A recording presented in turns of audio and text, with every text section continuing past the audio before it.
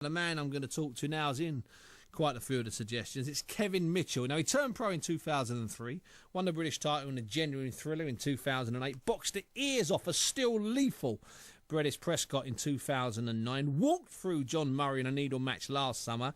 That's most of the very good bits. There are lows. I'm delighted to say that he's back now, and this time he knows it has to be for real. He fights, well, he tops the bill, to tell the truth, at York Hall on February the 10th, and I'm delighted to say that Kevin joins me on the line now. Good evening, Kevin. Good evening, Steve. You all right, mate? Yeah, fantastic, Kev. You're out on Feb 10. The opponent, the Irish kid's pulled out today, Stephen Ormroyd. Now, Kev, what's the plan after that? That's Feb 10. I'm assuming you're like a racehorse. You're chomping at the bit. You want to get out straight away.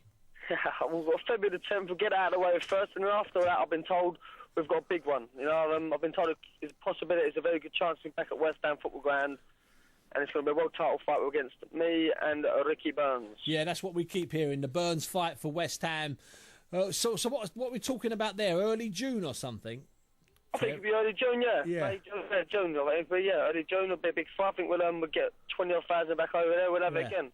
Yeah, and listen, I think we could have it again because last year, obviously, it was the Katsidis fight. It didn't work out. You know, that's the way things work. We move forward. We move on to Ricky Burns. That'd be a massive fight. There. So really, though, Kev, do you feel that you need a half decent fight on Feb 10?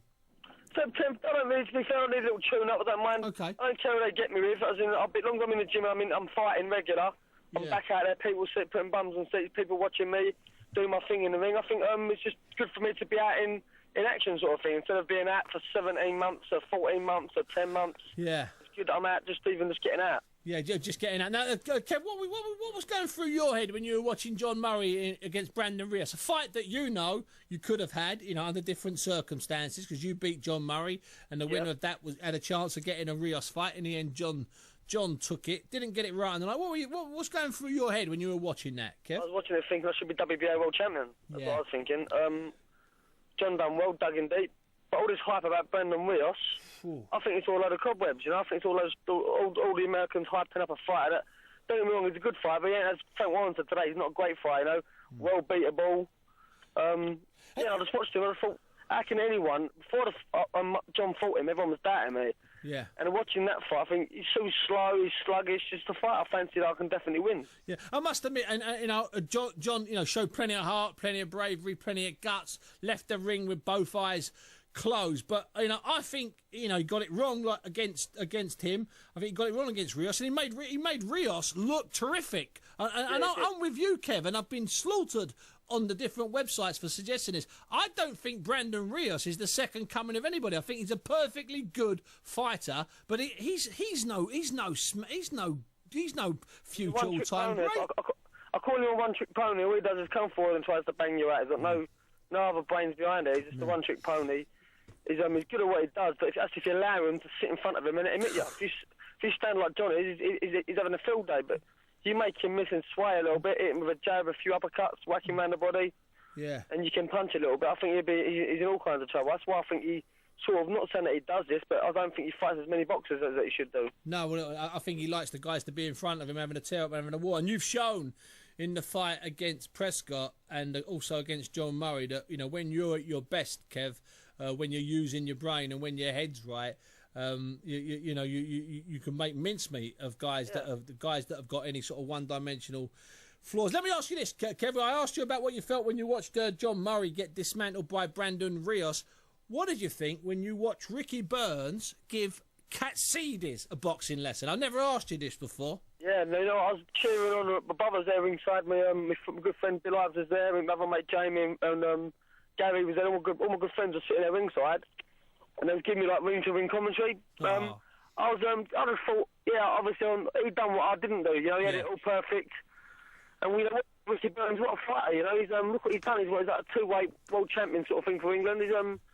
He's brilliant, a good friend of mine. I think he's a brilliant fighter. Because he did that job that night, Kev, that we all thought you were going to do.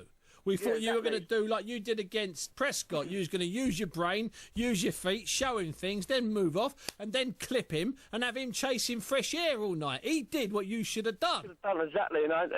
when you watch my fight with Casillas, it shows you in certain parts of the fight. There's only 3 rounds, I know, but I landed a few good shots, and then you think I should have been on my toes. I'm up my points, I started trying to go to war with a puncher. Yeah, we know. Listen, it shows you when my head wasn't there. Like, it just shows little things like that. But as in, with what Ricky Burns done, I was watching it thinking, it looked spot on. It looked bang on. Yeah, and you know, and the thing with Ricky Burns is too many people over the years have underestimated him, have written him off, and you clearly, from your tone here, you're not going to be one of those when you do finally get it together Upton Park in June, because that would be a monster. Well, listen, Kev, everything's going okay in the gym with everybody? Everything's going very well. You know, I've given up drinking. I had a drink for about 6 weeks now. Good. I've been training hard, and I've been right happy and enjoying myself. You only need a couple of years, Kev, man. I know I've been telling you this for a long 4 or while. 5 years and I'll smash it, watch. I'm telling you, you just got to put a good year together. Because it's no good having 2 years between great performances. You know that. I know that, yeah. Listen, Kev, it's always a delight having you on the show. Say hello to your brother and everybody for me. Well, Steve. Listen, Kevin, I'll speak to you very soon. Kevin Mitchell, thanks very much indeed. You know what? He's had a bit of a tough old time, a rough old time. When things start to go wrong, they tend to go wrong, don't they? It's like a bit like domino effect. This happens, that happens. He's come through it. He's knuckled back in the gym. He's had his knuckles wrapped. He's had the facts of life read to him, and you know he's bumbled his way through. I love that expression. That's a load of old cobwebs. That's one of my favourite expressions of the night. As he said, that's a load of old cob, and I was looking at my producer Ollie, thinking, oh no, Kev, don't say that, and he pulled out an absolute cracker. Let's